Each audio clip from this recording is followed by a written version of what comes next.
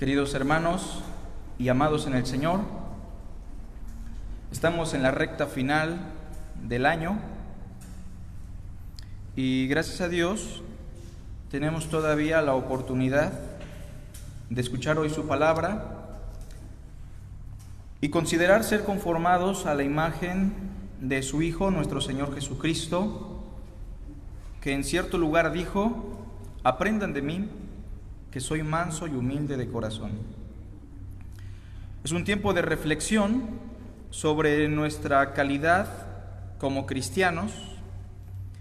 Es hora de meditar sobre quiénes somos realmente, en dónde estamos parados.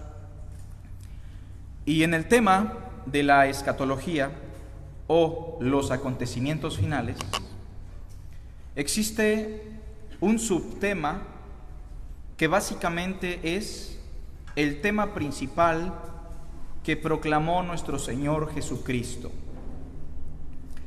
Si hacemos un examen, un análisis de cuál fue el tema que más enfatizó Jesús de Nazaret, ese fue el asunto del reino. Y no me dejarán mentir, por doquier su enseñanza fue el reino de los cielos. Y será predicado este evangelio del reino a todas las naciones, para testimonio a todo el mundo, y entonces vendrá el fin. Mas buscad primeramente el reino de Dios y su justicia. No todo el que me dice Señor, Señor, entrará al reino. Padre nuestro que estás en los cielos, santificado sea tu nombre, venga tu reino. Mi reino no es de este mundo. Si no naces de nuevo, no puedes ver el reino de Dios. Por doquier, la enseñanza del reino fue el tema medular de Jesús de Nazaret. Básicamente, el tema número 1 es el reino. Y en la escatología es importante entender correctamente el asunto del reino de Dios, porque cuando no se tiene una clara cosmovisión de lo que es el reino de Dios, por lo regular nuestra escatología tiende a torcerse, a distorsionarse, y malinterpretamos casi todas las escrituras si no dominamos bien el asunto del reino. Bueno, el asunto del reino no es un asunto secundario, como ya hemos dicho. Fue el tema central de nuestro Señor Jesucristo. Es un reino de amor, es un reino de gracia, es un reino al cual se accede por medio de la fe. Pero quisiera hacer una pregunta hoy. ¿Cuál es su actitud? ¿Cuál ha sido su recepción ante la palabra del reino? Es una pregunta muy importante que debemos responder. ¿Cuál ha sido mi actitud, mi recepción ante la palabra del reino? Porque nuestra actitud, nuestra recepción hacia la palabra del reino determina hoy quiénes somos, en dónde estamos parados y si realmente somos del reino o solamente tenemos contacto con el reino. Porque son dos cosas muy diferentes, ¿verdad? Como las aves que hacen nidos en ese árbol de mostaza. ¿Recuerdan la parábola? Pregunto, ¿las aves son parte del árbol? No. ¿Tienen contacto con el árbol? Sí. Y existen muchas personas que por tener una mala actitud hacia la palabra del reino, que por no tener una recepción correcta, pueden tener contacto con el reino, pero no ser parte del reino. Y de eso queremos platicar hoy, ya que hemos explicado el asunto del símbolo del reino a través del milenio, pero ahora queremos escuchar a Jesucristo, nuestro Maestro, nuestro Señor, a partir de las explicaciones básicas que Él nos dio sobre el reino. Vamos a Mateo, capítulo 13.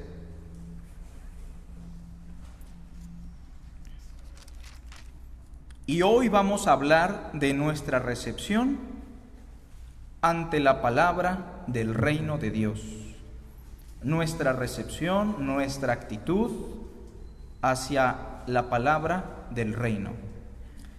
Pero a manera panorámica, debo mencionar que el capítulo 13 de Mateo, que tiene su paralelo en Marcos 4 y tiene otro paralelo en Lucas 8, es un capítulo que se atraviesa por una serie de parábolas.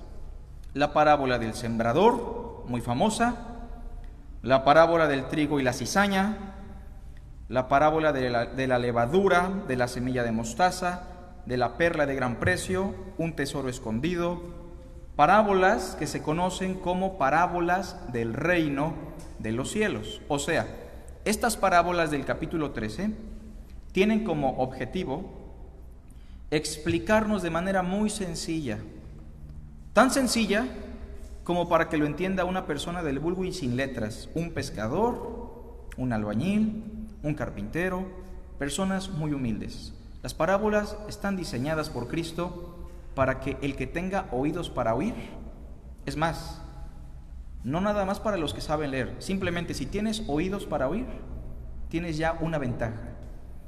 Pero ¿cuál es el énfasis de esas parábolas? El reino de Dios. Entonces, estas parábolas nos explican el gran misterio del reino y nos ayudan a determinar cualquier cuestión difícil en otro pasaje que tenga que ver con la escatología y con el reino de Dios. En el capítulo 13 se darán cuenta que la mayoría de las parábolas inicia de la siguiente manera. Capítulo 13,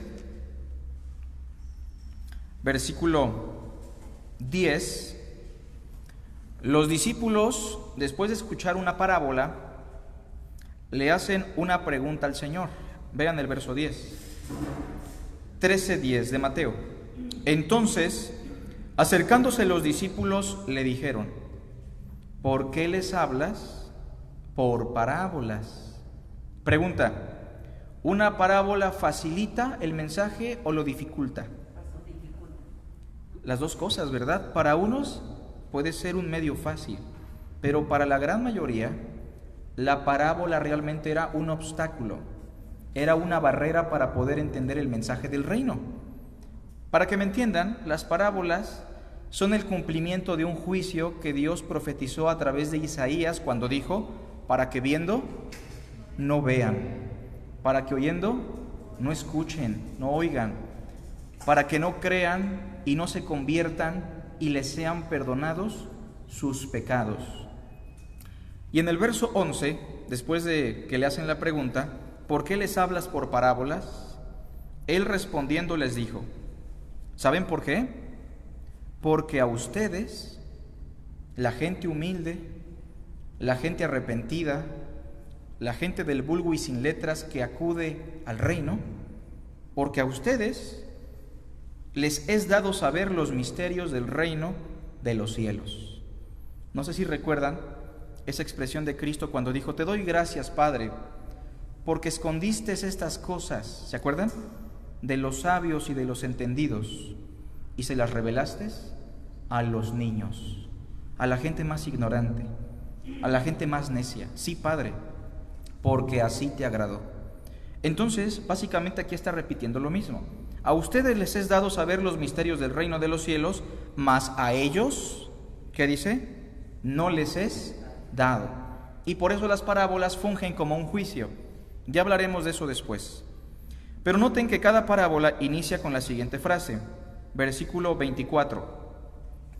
Les refirió otra parábola diciendo, todos juntos: el reino de los cielos es semejante a... Bueno, si alguien le pregunta qué es el reino de los cielos, creo que estas parábolas pueden ayudar mucho, ¿no? Porque aquí se nos explica el reino de los cielos a través de una semejanza que podemos entender muy bien. Versículo 31. Otra parábola les refirió diciendo, todos juntos: el reino de los cielos es semejante al grano de mostaza.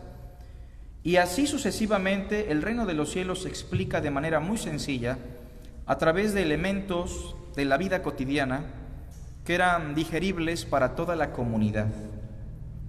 Bueno, antes de iniciar con la primera parábola, debemos explicar que una parábola es una figura de comparación, es una figura retórica de comparación que tiene como finalidad darnos una moraleja, darnos una conclusión, pero se presenta a través de una comparativa en forma de narrativa o de historia en algunas ocasiones, como será la parábola del hijo pródigo, y por eso muchas veces esto es complicado para algunos o para la mayoría, y para unos cuantos es una gran revelación, en este caso, la revelación del reino. Hoy vamos a dar inicio con la primer parábola del capítulo 13, conocida vulgarmente como la parábola del sembrador. En esta parábola se nos hablan de diferentes tipos de suelos, que básicamente son diferentes tipos de personas, de receptores o de actitudes ante la palabra del reino de Dios. Pero quiero que veamos en qué contexto se da esta parábola. Versículo 1. Aquel día salió Jesús de la casa y se sentó junto al mar, y se le juntó mucha gente, y entrando en la barca, se sentó, y toda la gente estaba en la playa, y les habló muchas cosas por parábolas, diciendo. Primero quiero que noten que el contexto es muy interesante. Jesucristo se encuentra en una región geográfica extraña para un profeta, extraña para un predicador. La mayoría de los predicadores en el Antiguo Testamento surgieron del sur, específicamente de Jerusalén, ¿verdad? Bueno, Cristo es de Belén de Judea, cerquita de Jerusalén. Pero la gente no sabía eso, sabían que Cristo era una persona de Nazaret, ¿no? Lo curioso es que en el tiempo de Cristo, bajo su ministerio, la gente que más lo rechazó, la gente que más lo odió, fueron los judíos, específicamente los de la capital, los de Jerusalén, donde lo crucificaron. Y la gente del norte era gente del vulgo, sin letras, no conocían mucho la ley, lo que sabían lo sabían de oídas. Eran personas que vivían en una mayor inmoralidad, no eran muy fieles con Dios, con el rito, con la religión, con la exterioridad. Eran personas que vivían muy descarriados. Básicamente la mayor parte de publicanos, pecadores y rameras estaban en el norte. Expresiones como escudriña y ve, que de Galilea no sale nada bueno, ¿se acuerdan? Son expresiones despectivas sobre esa región. Existía un dicho popular entre los judíos que decía: si quieres adquirir sabiduría, ves a Jerusalén o a Judea. Si quieres hacer negocios y hacerte rico, ve al norte, a Galilea. En el norte estaba un mar, que a veces en la Biblia aparece como un lago, ¿lo han escuchado? El lago de Genesaret, el mar de Capernaum, el mar de Galilea, es el mismo. Pero es un mar que no tiene salida visible, es un mar endorreico, que significa que es un mar que está encerrado, ¿no? Tiene brazos pero por debajo. Es agua salada y de alguna manera Galilea explotaba este lago, este mar endorreico, y la gente de Galilea estaba dedicada a la siembra, a la pesca, a la producción. Eran personas que tenían una mejor economía, pero a costa de una ignorancia tremenda, a costa de no tomar en cuenta a Dios y a las Escrituras. Eran personas que vivían muy mal, inmorales, depravados, torcidos, ladrones, etc. Pero la gente del sur, con todo y que era religiosa, también estaba pasando por una etapa muy complicada. Eran personas altamente soberbias, que se jactaban de su propia justicia, que ayunaban 2 veces por semana, que daban diezmo de todo lo que tenían. Eran personas influenciadas altamente por la secta de los fariseos, ¿recuerdan? Que si usted salía a la calle los encontraba orando en las esquinas, entre otras cosas. Lo curioso es que el ministerio de Cristo tuvo mayor éxito en el norte, donde la gente era del vulgo, sin letras y sumamente depravada. Y fracasó, si podemos decirlo así, o la gente fue más dura en la parte donde se tenían las Escrituras, donde estaban los doctores de la ley, donde se supone que estaba la sabiduría. Y vean que en el versículo 1, algo interesante a destacar es que en la playa, o sea, en el mar de Galilea, se le juntó mucha gente. Y tenemos que hacernos una pregunta: ¿es normal que cuando se predique el evangelio del reino, se junte mucha gente? No, no es normal. Pregunta, ¿es natural que cuando usted predica en una plaza, en un parque, en un lugar público, la palabra de Dios tal y como está escrita, la gente tenga interés, ganas de escuchar? No. Entonces esto es algo muy extraño. Ustedes van a escuchar de movimientos y algunos avivamientos en la Reforma, en Azusa en Estados Unidos, avivamientos pentecostales, bautistas, reformados. Hay que poner esto en tela de juicio, porque los avivamientos nunca fueron realmente muy genuinos, que digamos. Cuando Felipe predicó en Samaria, ¿cuánta gente le creyó? En apariencia muchos, ¿verdad? Hasta Simón el mago. Pero si rascamos un poquito ese avivamiento, la verdad es que parece que nadie le había creído, incluyendo a Simón el mago. Así que tenemos que tener mucho cuidado con esto. Y Cristo lo sabe. Cristo como profeta, Cristo como el rabino y como el Mesías, sabe que no es normal que tanta gente lo esté escuchando. Hay quienes están escuchando la palabra del reino por un interés, otros por mera comezón de oír, otros porque es su religión probablemente. Hoy vamos a hablar de nuestra actitud y nuestra recepción ante la palabra del reino. Versículo 2 empieza la parábola, versículo 3, y les habló muchas cosas por parábolas diciendo: he aquí, el sembrador salió a sembrar. Y mientras sembraba, parte de la semilla cayó junto al camino, y vinieron las aves y la comieron. Parte cayó en pedregales, donde no había mucha tierra, y brotó pronto, porque no tenía profundidad de tierra. Pero salido el sol, se quemó, y porque no tenía raíz, se secó. Y parte cayó entre espinos, y los espinos crecieron y la ahogaron. Pero parte cayó en buena tierra, hermanos, y dio fruto, cual a 100, cual a 60 y cual a 30 por uno.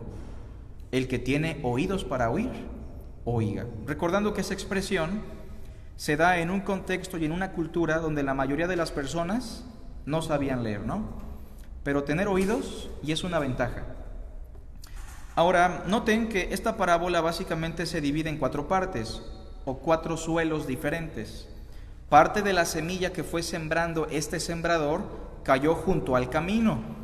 Y ustedes conocen esas veredas que están junto a los campos, son duras, están apelmazadas, no crece nada porque el constante caminar de las personas o de los carruajes provoca que esa tierra esté muy dura, y al caer una semilla por ahí, pues puede venir cualquier ave del cielo, comérsela, y obviamente nunca va a haber fruto en esa tierra.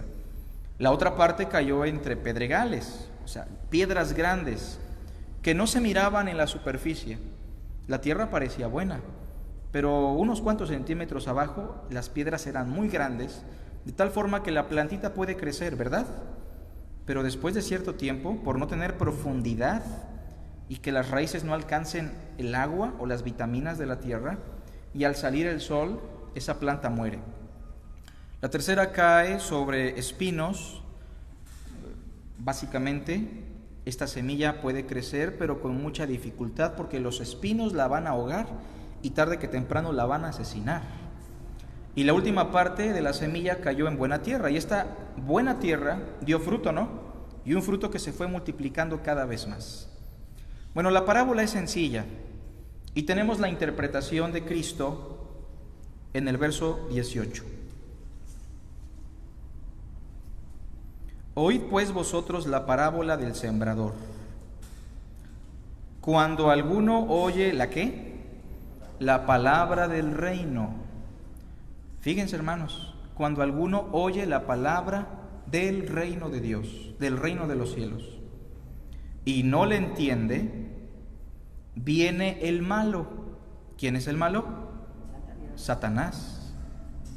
Y arrebata lo que fue sembrado, ¿en dónde? En su corazón. Entonces ya sabemos lo que simbolizan los suelos. ¿Qué simbolizan los suelos? Los diferentes corazones que están receptivos ante la palabra del reino. Los diferentes suelos son diferentes tipos de personas, diferentes tipos de actitudes ante la palabra del reino. Y la primera sección nos habla de alguien que escuchó el mensaje del reino. Aquí hay muchas personas que están escuchando el mensaje del reino hoy, como en la playa en aquel día. Cristo predicó muchas maravillas, pero entre toda esa gente hay algunos que escuchan, como que al momento lo entienden, pero les puedes preguntar 2 días después, 1 hora después, ¿de qué trató la palabra del reino? Y te van a decir, la verdad no recuerdo, no sé. Y yo pregunto, ¿cabe la posibilidad de que en alguna congregación existan personas que toda su vida han estado así? Cabe la posibilidad que solamente escuchan, pero su mente no está aquí, que su cuerpo está presente, pero su corazón está ausente. Son blanco fácil, ¿para quién? Para el maligno, para Satanás. Porque aquí podemos hablar en primer lugar de un oidor olvidadizo. Número 1, el primer receptor que tenemos en esta parábola es un oidor olvidadizo, que ni siquiera entendió el mensaje del reino, y puesto que no lo entendió ni lo memorizó, viene el maligno y se lleva la semilla que fue sembrada en su corazón. ¿Va a dar fruto? No va a dar fruto. ¿Es de Dios esta persona? No es de Dios. ¿Ha llegado a la fe? No ha llegado a la fe. ¿Está dentro de la multitud? Está dentro de la multitud, ahí en la playa con Cristo. Y esto se puede replicar en nuestros días y se ha replicado durante muchos siglos. Vean conmigo, por favor, no pierdan este pasaje. Segunda carta a los Corintios.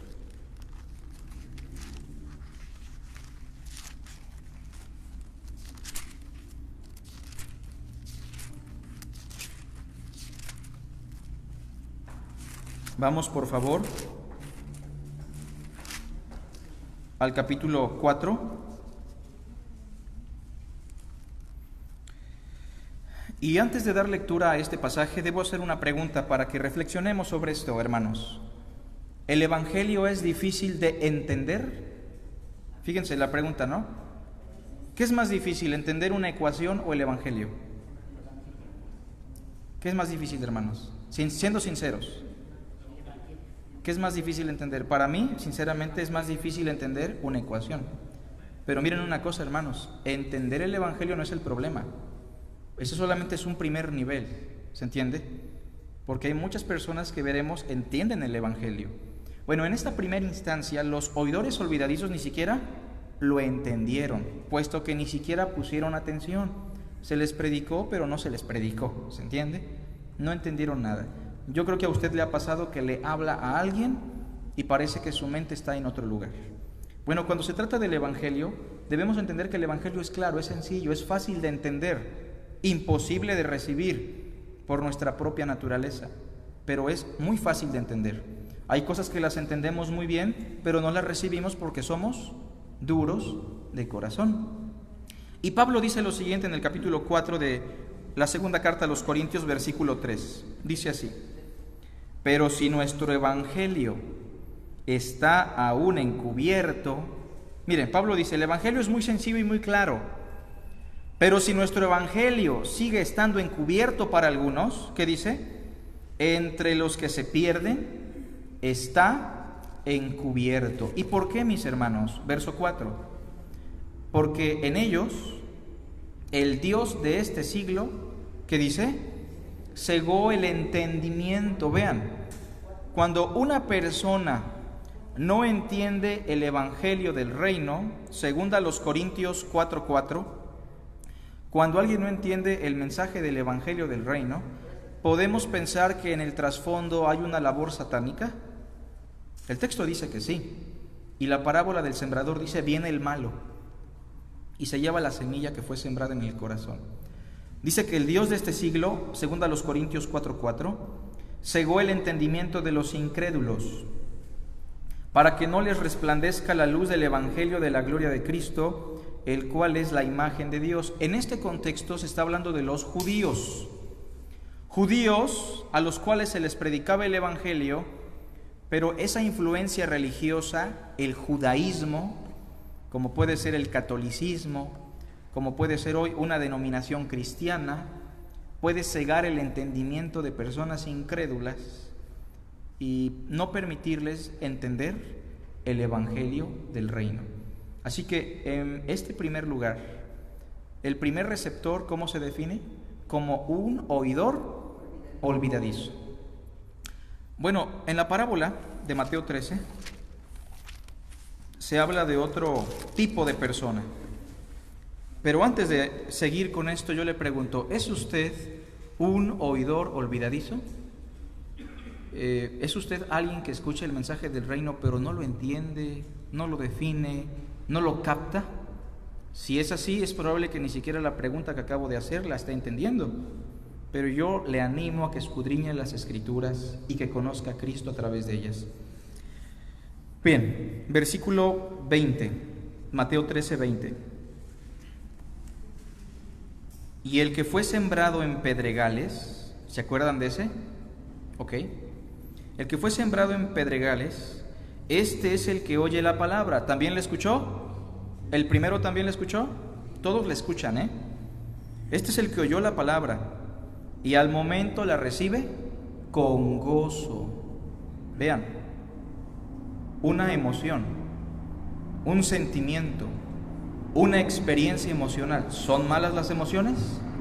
Pues no son malas, porque Dios las colocó, Dios nos creó sensibles a su imagen y semejanza. Pero lo que sí es curioso en este segundo receptor es que la base por la cual él recibe el mensaje son sus emociones, es su estado emocional. Vean por qué. Pregunta, ¿qué sentimiento fue el que lo llevó a recibir la palabra?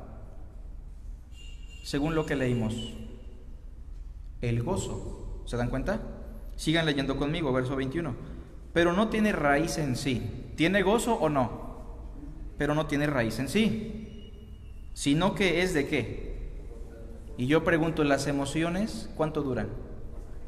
Si usted se enoja con su cónyuge, con su hijo, con su papá, con un hermano en la iglesia, ¿cuánto tiempo le puede durar el enojo, por mucho que sea? ¿Cuánto tiempo? Se pasa, el enojo se va, ¿no? ¿Cuánto nos puede durar el enamoramiento? Un tiempecito. ¿Cuánto nos dura la emoción? Las emociones son de corta duración. Y si alguien fundamenta su cristianismo, su recepción al mensaje del reino a través de sus emociones, y repito, no estoy diciendo que las emociones sean malas, son buenas, pero no son el fundamento del por qué recibimos el mensaje. Vean lo que dice el versículo 21, pero no tiene raíz en sí, sino que es de corta duración. Pues al venir la aflicción o la persecución, ¿se acuerdan que sale el sol y quema la planta porque no tiene mucha raíz? Bueno, ese sol representa la persecución, las aflicciones. Pregunta, ¿la vida cristiana es una vida difícil?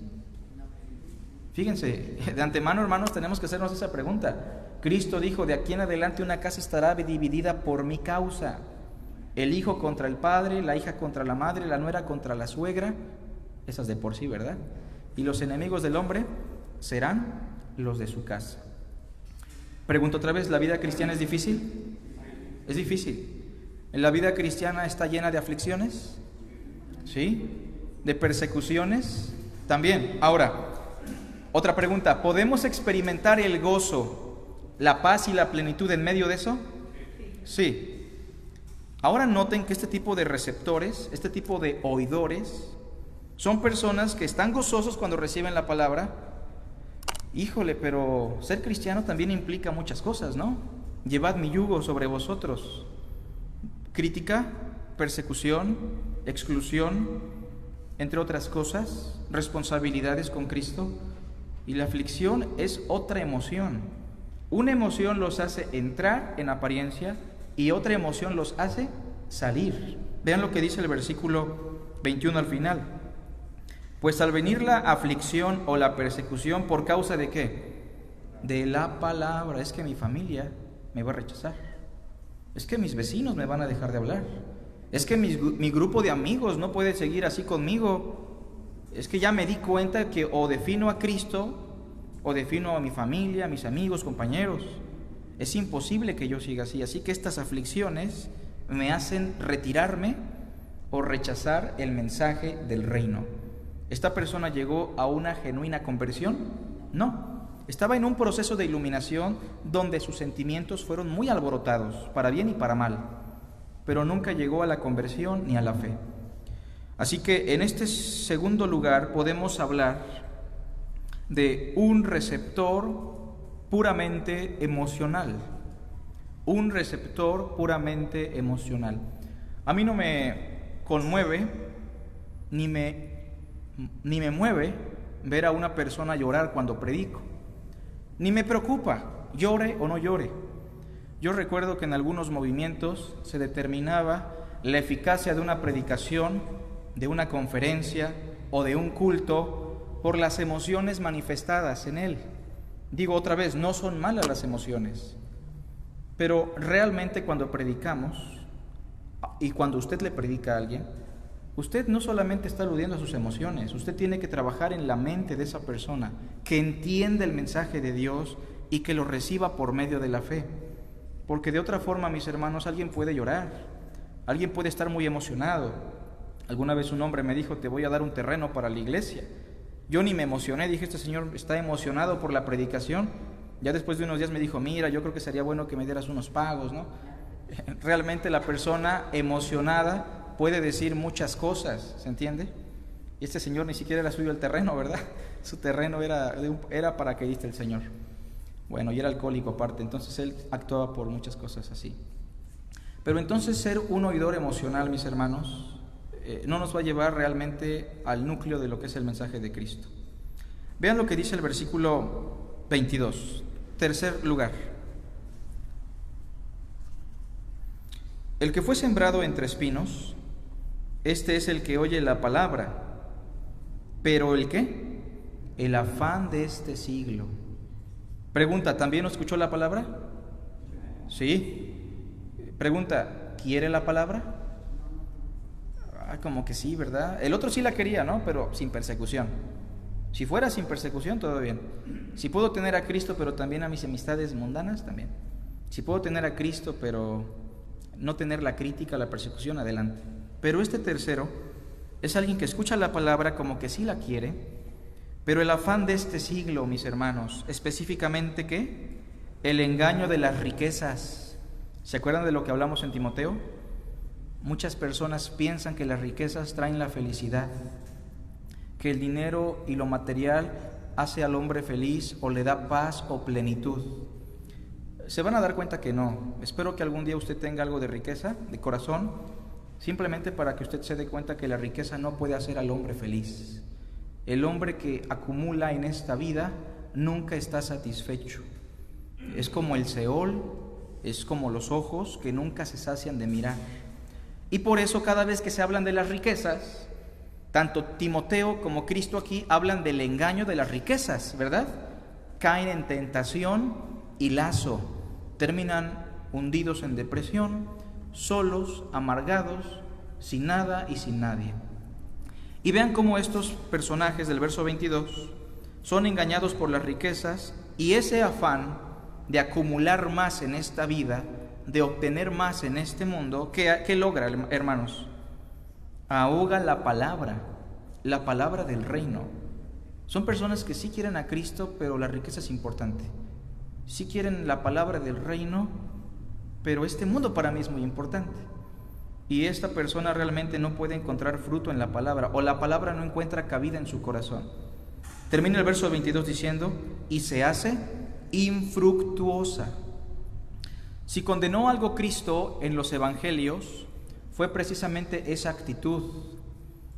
Fue lo peor que Cristo condenó. Por encima de los fariseos que eran religiosos, Cristo condenó a la gente que tenía riqueza y seguía colocando sus esperanzas en ellas. Ninguno puede servir, se lo saben, ¿verdad?, a dos señores, porque amará al uno y aborrecerá al otro. No estoy diciendo con esto que ya no trabaje, no, tiene que trabajar, porque el que no trabaja, pero no malinterprete, una cosa es trabajar como una plataforma para sobrevivir, comer, vestir y estar contentos con eso, y otra cosa es trabajar de tal forma que queremos acumular más cada vez. Y Cristo nos dice que nadie puede servir a Dios y a las riquezas. Un joven rico, ¿se acuerdan de él? Religioso, como que quiso pensar, bueno, la palabra es importante, pero mi riqueza también. Maestro bueno, ¿qué bien debo hacer para heredar la vida eterna? Cristo le dijo, bueno, si quieres heredar la vida eterna, es muy sencillo, para ti es muy sencillo. Guarda los mandamientos. ¿Era sencillo? Pues no, ¿verdad? Pero el joven pensaba que era sencillo y Cristo le sigue el juego. Cristo usa de su pedagogía para tratar con él. El joven le dice, ¿cuál es? Bueno, pues mira, honra a tu padre y a tu madre. ¿Qué otra cosa? No dirás falso testimonio. Ama a tu prójimo como a ti mismo, entre otros. ¿Qué le dijo el joven? Todo esto lo he hecho desde mi juventud. Yo creo que ya la hice, ¿no? Bueno, pues si ya quieres ser perfecto, solo te falta una cosita. Vende todo lo que tienes, dalo a los pobres y ven y sígueme. Y tendrás tesoros en los cielos. Que eso es mejor, ¿no? ¿Era una buena negociación o no? Pues sí, pero el joven se puso muy triste porque tenía muchas riquezas. Cristo dice, ¿cuán difícil es que un rico entre a dónde, hermanos? Al reino de los cielos. Por otra parte hubo otro rico, Zaqueo, ¿se acuerdan? Él realmente entendió el mensaje y lo recibió por fe y se arrepintió. La mitad de mis bienes la doy ¿a quién? A los pobres. Y si en algo he defraudado a alguno, se lo devuelvo cuadruplicado. ¿Qué dijo el Señor? Verdaderamente hoy ha llegado la salvación a esta casa, porque ciertamente también él es hijo de Abraham. Era un publicano, pero que recibió salvación. Así que el tercer oidor se puede definir como un receptor mundano, básicamente. Le vamos a llamar así, un receptor mundano. Quiere a Cristo, pero quiere la riqueza. Quiere a Cristo, pero quiere este mundo. Quiere agrandar sus graneros cada vez más. Es curioso, yo he conocido a personas que están ya en el lecho de muerte casi y siguen pensando en negocios, ¿no? Conocí una señora hace años cuando era chiquito que ganaba bastante, tenía cañales, hectáreas, tierras, rentas, entre otras cosas, y todos los días comía unos frijolitos servidos con 2 cacalitas que tenía en la mesa siempre, durísimas, hasta con moho. Y lo curioso es que esta señora siempre seguía pensando en las riquezas. Murió, yo no le prediqué porque no conocía del Señor en ese tiempo, pero siempre me viene a la mente, hay muchas personas que siguen teniendo esa perspectiva sobre la vida y eso ahoga la palabra. Y por último, hermanos, versículo 23. Mas el que fue sembrado en buena tierra, este es el que oye. ¿Todos escucharon? También este. ¿Pasó a otro nivel este personaje? Sí, porque aparte de oír, ¿qué hizo? Entendió. Al menos le ganó al primerito, ¿no? Que no entendió nada. Este es el que oye y entiende la palabra. ¿Es suficiente eso?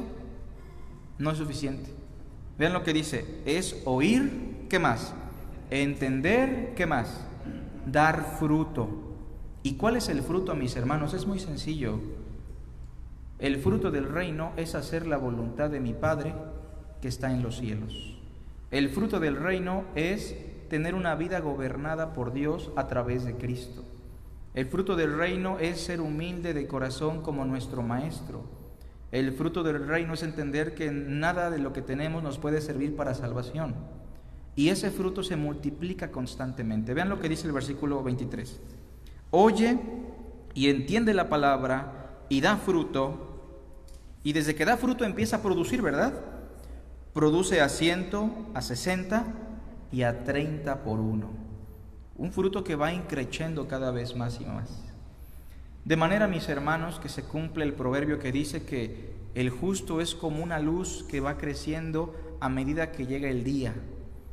En ese sentido, mis hermanos, en este cuarto lugar hablamos de un receptor que entiende, pone por obra y da fruto, un receptor y hacedor de la palabra.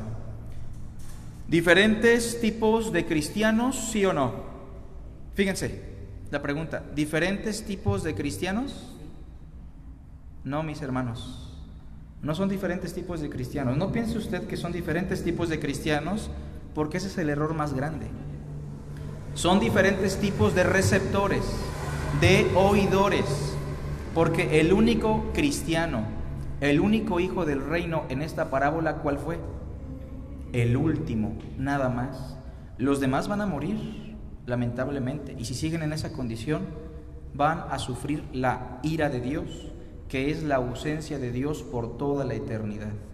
Así que la pregunta a reflexionar hoy es: ¿en dónde estoy parado yo hoy? No importa si usted viene mucho a la iglesia, no importa si soy el pastor, no importa si mi familia es cristiana o no. Usted, de manera personal, ¿en dónde se encuentra hoy con respecto a la palabra del reino? ¿Es un oidor que entiende y da fruto? Porque solamente ellos son los hijos del reino, todos los demás no. Ahora, entiéndase, mis hermanos, que esa gran multitud que estaba en la playa estaba ahí por muchas motivaciones, por muchos objetivos muy diferentes. Y la parábola tiene como fin llevarlos a una confrontación, que examinen su actitud, su recepción ante el mensaje de Cristo. Vemos otra multitud en Juan capítulo 6, ¿la recuerdan? Cristo les da de comer y después de que les predica, se enojan, le dicen: qué dura es esta palabra, ¿quién la puede soportar? Cristo les dice: esto les ofende, lo que yo les digo son palabras de vida. Todos se fueron, solo se quedaron los 12. Fíjense, eran más de 5,000 personas y solo se quedaron 12. ¿Cuál es su motivación por la cual hoy asiste al culto? ¿Por qué usted profesa fe en Cristo? No le estoy diciendo que deje al Señor, le estoy diciendo que usted evalúe. Dios no le está diciendo con esto hoy: mira cómo estás, y que usted diga: pues sí, cierto, estoy bien mal, pues ya me retiro, ¿va? ¿Para qué sigo escuchando la palabra si soy un hipócrita o si vivo mal? No, no se trata de eso. Dios es tan amoroso y misericordioso que hoy nos está diciendo: mira, si tu recepción es mala, si tu actitud ante la palabra de mi reino es la contraria a la cual es mi voluntad, yo te invito a que hoy te acerques en fe, en humildad, y recibas el mensaje del reino. Dijo el Señor Jesucristo: venid a mí, todos los que estáis cargados y trabajados, y yo los haré descansar. El que a mí viene, ¿se acuerdan? Yo no le echo fuera. Espero, mis hermanos, que esta parábola, que es la introducción a las otras parábolas, pueda servirnos. Pero el reino de los cielos está entre nosotros, se está predicando, y estas 4 diferentes recepciones que hoy mencionamos son palpables y vigentes cada vez que le predicamos a alguien. Así que también esta parábola nos sirve a nosotros para analizar lo que dice Pablo: examinaos a vosotros mismos si estáis en la fe, probaos a vosotros mismos, ¿o no os conocéis a vosotros mismos que Jesucristo está en vosotros, a menos que estéis reprobados? Eso fue 2 Corintios 13:5. Preguntas, hermanos, comentarios. Yo sé que fue más una predicación que un estudio hoy, pero si hay alguna pregunta o comentario podemos aprovechar.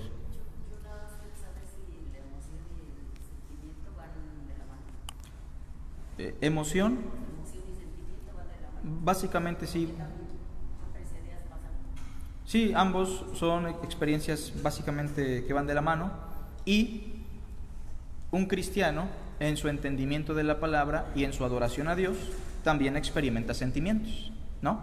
¿A quién no le pasa que orando siente muy bonito, ¿a quién no le pasa que escuchando el mensaje le da un sentimiento? No está mal. Lo que está mal es fundamentar la vida cristiana en esos sentimientos. ¿Está mal estar enamorado de la esposa? Pues no, es bonito estar enamorado, ¿verdad? Qué mejor. Pero eso no debe ser el fundamento del matrimonio. ¿Se entiende un poquito esto? Bueno, Israel. Yo sé que has hablado de eso, ya lo has mencionado, pero ¿cómo defines el reino?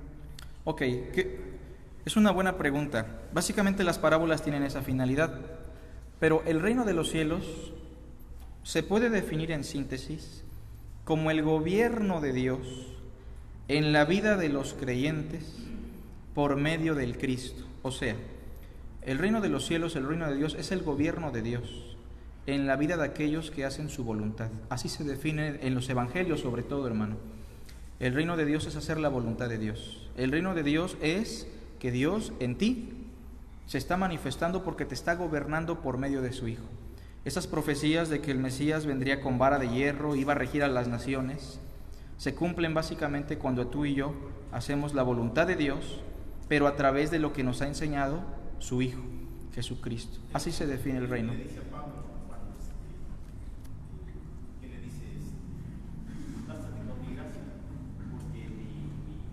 Poder. Sí, tiene que ver bastante, ¿no? Y básicamente es eso, hermano. Lo vemos con Pedrito. ¿Se acuerdan de Pedro?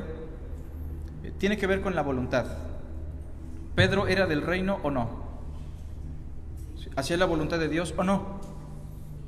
Sí, pero no como se espera, ¿verdad? La voluntad de Dios la vamos haciendo también de manera gradual a medida que vamos creciendo. Ahora, Pedro en algún momento dijo, pues ya voy a hacer la voluntad de Dios, ¿no? Y negó al Señor.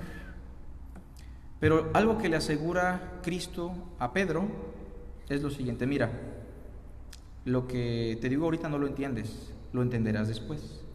Cuando eras joven, te ceñías, ¿se acuerdan? E ibas a donde querías. Mas cuando seas viejo, vas a estirar las manos y alguien más te va a ceñir y te va a llevar a donde tú no quieras. Con esto dijo con qué muerte había de glorificar a Dios. O sea, todos, si somos del reino, tarde que temprano, vamos a hacer la voluntad de Dios. El Señor nos empuja, nos guía a eso.